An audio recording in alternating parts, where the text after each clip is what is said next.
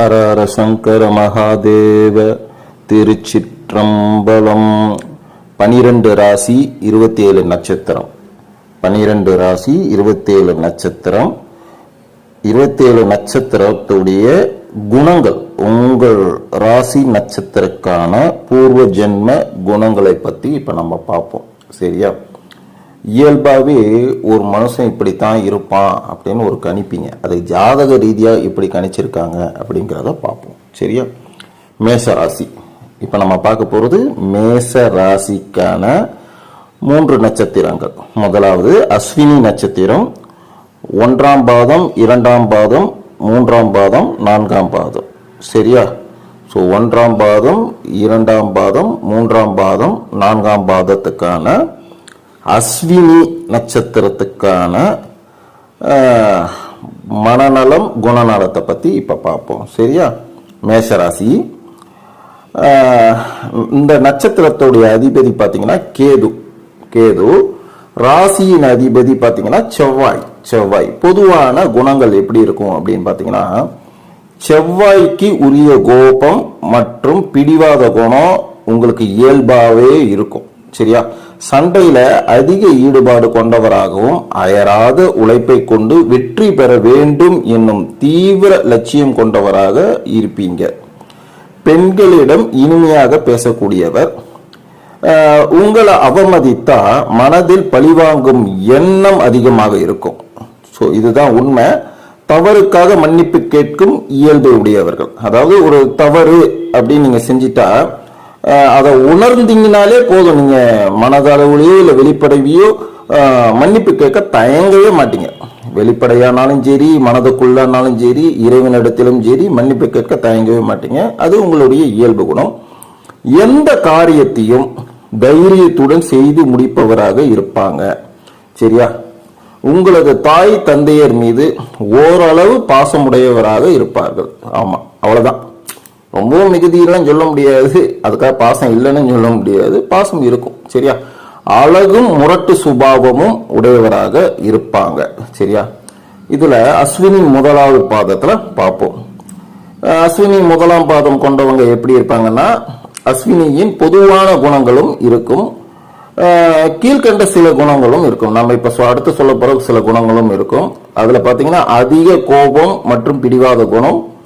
2வது பாத்தீங்கன்னா அடிக்கடி சண்டை போடுவீங்க. எதுக்காக சண்டை போடுறோம், ஏன் சண்டை போடுறோம், இதெல்லாம் 2வது கொஸ்டின். ஃபைட் ஃபார் ரைட் அப்படின்ற மாதிரியே இருக்கும். உங்களுக்கு எது சரின்னு படுதோ அதை நீங்க விட்டு கொடுக்கவே மாட்டீங்க, சண்டை போட ஆரம்பிச்சிருவீங்க. சரியா? சொத்து சேர்க்கை உண்டாகும். சொத்தே இல்லாதவங்களுக்கு கூட சொத்து, ஒரு சில பொருள், ஆபரணம், இடம் எல்லாம் வாங்கணும்னு ஒரு எண்ணம் உண்டாகும். அதுல வெற்றியும் பெறுவீங்க. வசதியானவங்க மேலும் வசதிக்கு வாய்ப்பை தேடி அதுக்கு தகுந்த மாதிரி அமைச்சுப்பீங்க. சரியா? எடுத்த காரியத்துல வெற்றி கொள்வீங்க. சரி, இது இப்ப நான் இது வரைக்கும் சொன்னது அஸ்வினி நட்சத்திரத்தோட 1ஆம் பாதம். சரி, அடுத்து நம்ம பார்க்க போறது 2ஆம் பாதம். அஸ்வினி நட்சத்திரத்தோட 2ஆம் பாதத்தை பார்ப்போம். பொதுவா உங்களுக்கு நல்ல குணங்கள் இருக்கும், மேலும் கீழ்கண்ட சில குணங்களும் இருக்கும். அது என்ன கீழ்கண்ட குணம் அப்படிங்கறத பார்ப்போம். சாந்த குணம் மற்றும் பொறுமைசாலியா இருப்பீங்க. மனைவியின் மீது இல்லது கணவன் மீது அதிக அன்பு கொண்டவராகவும் இருப்பீங்க. உயர்ந்த புகழ் மற்றும் கௌரவத்தை அடைவீங்க. ஸோ நீங்க நினைச்சு பார்க்க கூட முடியாத மிகப்பெரிய ஒரு புகழையும் கௌரவத்தையும் உங்க ஊருக்கு மத்தியிலேயோ உங்க குடும்பத்தாருக்கு மத்தியிலேயோ நீங்கள் பெரிய இடத்தை பிடிப்பீங்க. அதுக்கான கோடு போட்டா ரோட்டை நீங்க போட்டுப்பீங்க. சரி, இது நம்ம இப்ப சொன்னது அஸ்வினி நட்சத்திரத்தோட 2வது பாதம். 3வது பாதத்தை பத்தி பார்ப்போம். சரியா? அஸ்வினியின் பொதுவான குணங்கள் இருக்கும். அதாவது அஸ்வினியோட எல்லா குணங்களும் இருக்கும், மேலும் சில குணங்களை இப்ப பார்ப்போம். தைரியசாலியாக இருப்பீங்க, தைரியசாலிகளாக இருப்பீங்க. சாதுரியமான பேச்சு திறமை கொண்டவராகவும் இருப்பீங்க. எவ்வளவு பெரிய பிரச்சனைனாலும் அதை ஃபேஸ் கட் பண்ணிட்டு போய்கிட்டே இருப்பீங்க. கல்வி மற்றும் நுட்பமான ஆராய்ச்சியில் அதிக ஈடுபாடு இருக்கும். ஸோ டெக்னிக்கலாகவும் தொலைநோக்கு சிந்தனை உடையவராகவும் இருப்பீங்க. சரியா? வாதம் செய்வதில் வல்லவராகவும் கற்பனையில் சிறந்தவராகவும் இருப்பீங்க. அன்னையின் மீது அதிக அன்பு கொண்டவராகவும் இருப்பீங்க. சரியா? அஸ்வினியோட 4ஆம் பாதத்தை பத்தி இப்ப பார்ப்போம். சரியா?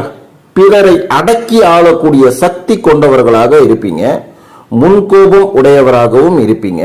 தர்ம சிந்தனையும் தெய்வ பக்தியும் உடையவர்களாகவும் இருப்பீங்க.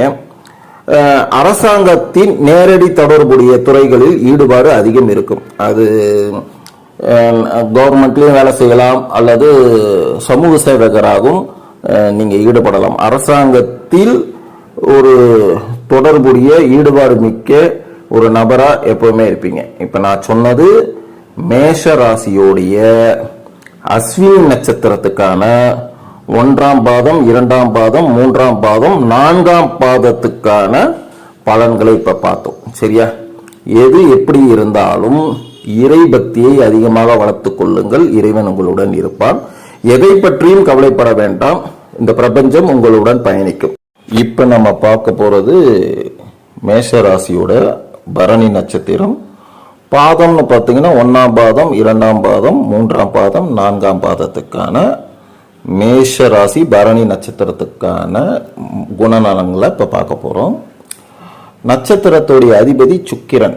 நட்சத்திரத்துடைய அதிபதி பார்த்தீங்கன்னா சுக்கிரன். சரியா? ராசியின் அதிபதி பார்த்தீங்கன்னா செவ்வாய். பொதுவா இவங்களுடைய குணங்கள் எப்படி இருக்குன்னு பார்த்தீங்கன்னா, நினைத்ததை சாதிக்கக்கூடிய மன வல்லமையும் கோபமும் பிடிவாத குணமும் கொண்டவர்களாக இருப்பாங்க. மனைவியின் மீது, அதாவது கட்டினவங்க மீது அதிக அன்பு கொண்டவர்களாக இருப்பாங்க. சிலருக்கு பெண்களால் பணவிரயம் ஏற்படலாம். ஆடம்பர வாழ்க்கை வாழ வேண்டும் என்ற ஆசையும் எதிர்பார்ப்பும் கொண்டவர்களாக இருப்பாங்க. இரக்க குணமும் தர்ம சிந்தனையும் கொண்டவர்களாகவும் எளிதில் உணர்ச்சி வசப்படக்கூடியவர்களாகவும் இருப்பாங்க. கொஞ்சம் பயந்த தன்மையும் கோழைத்தனமும் அவ்வப்போது தோன்றி தோன்றி மறையும். சரியா? பெரும்பாலும் இவங்களுடைய இரும்பு சம்பந்தமான தொழிலை செய்யக்கூடியவர்கள். அதாவது இந்த ராசி நட்சத்திரத்தை கொண்டவங்க இரும்பு சம்பந்தமான தொழிலை தான் இவங்க செய்வாங்க. சரியா? பரணி முதல் பாதத்தை பத்தி இப்ப பார்ப்போம்.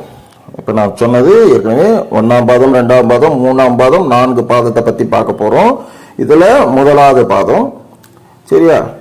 முதலாவது பாதம் என்னன்னு கேட்டீங்கன்னா, சட்டென்று கோபம் கொள்ளக்கூடியவர்கள்.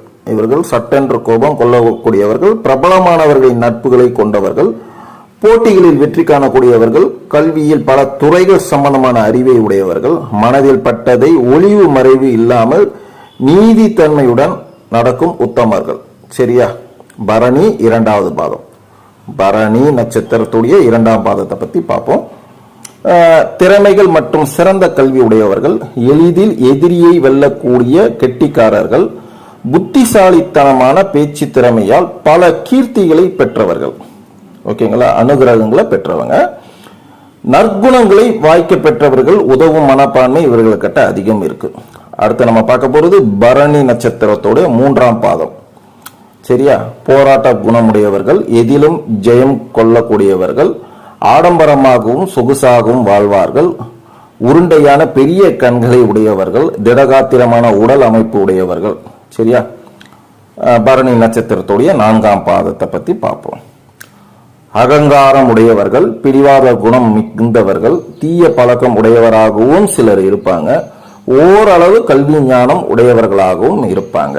இப்ப நம்ம இதுவரையும் பார்த்தது மேஷராசி பரணி நட்சத்திரத்துடைய 1ஆம் பாதம், 2ஆம் பாதம், 3ஆம் பாதம், 4 பாதம் வரைக்கும் இப்ப பார்த்தோம். சரியா? சோ அடுத்து நம்ம பார்க்க போறது மேஷராசியுடைய கிருத்திகை நட்சத்திரத்துக்கான குணங்களை பார்க்க போறோம். பொதுவான குணங்கள்: நேர்மையானவர்கள், தெய்வ பக்தி கொண்டவர்கள், ஆச்சார குணங்கள் கொண்டவர்கள், சாமர்த்தியசாலிகளாக இருப்பாங்க. விருந்தோம்பல் பண்பு இவர்களிடம் இருக்கும். தர்ம சிந்தனையும் இரக்க குணமும் கொண்டவர்களாக இருப்பாங்க. அழகாகவும் கவர்ச்சிகரமாகவும் இருப்பாங்க. கொஞ்சம் முன்கோபம், பிடிவாத குணமும் இருக்கும். சரியா? இதுல மேஷராசி கிருத்திகையுடைய முதல் பாதத்தை பத்தி தான் இப்ப பார்க்க போறோம். சரியா? பூமி, வீடு மற்றும் கால்நடை போன்ற செல்வத்தை உடையவர்களாக இருப்பாங்க. நல்ல ஞானம் உள்ளவர்களாக இருப்பாங்க. திறமைகள் இவர்களுடன் இயல்பாகவே இருக்கும். எதிரிகளை வெல்லக்கூடிய சக்தி இவர்களிடம் இருக்கும். ஓகே.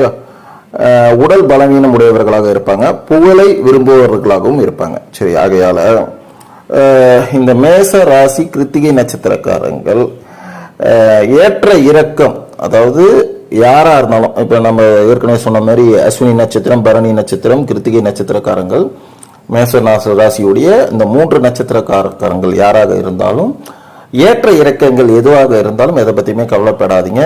உங்களுக்கு பிடித்தமான இஷ்ட தெய்வம், குலதெய்வங்களை அருகில் உள்ள ஸ்தலங்களுக்கு சென்று அவர்களை மனதார நினைத்து ஒரு 10 நிமிடம் வழிபாடு செய்யுங்க, நல்லதே நடக்கும். எதை பத்தியுமே கவலைப்படாதீங்க. சரியா? Think positive, think positive. தொலைநோக்கு சிந்தனைகளை வளர்த்து கொள்ளுங்க. இந்த பிரபஞ்சம் உங்களுடன் பயணிக்கும். இந்த இறைவன் ஆசி, முன்னோர்களின் ஆசி எப்பவுமே உங்களுக்கு இருக்கும். சரியா? வாழ்க வளமுடன், வாழ்க வளமுடன், வாழ்க வளமுடன். நல்லதே நடக்கட்டும். நாராயணம்.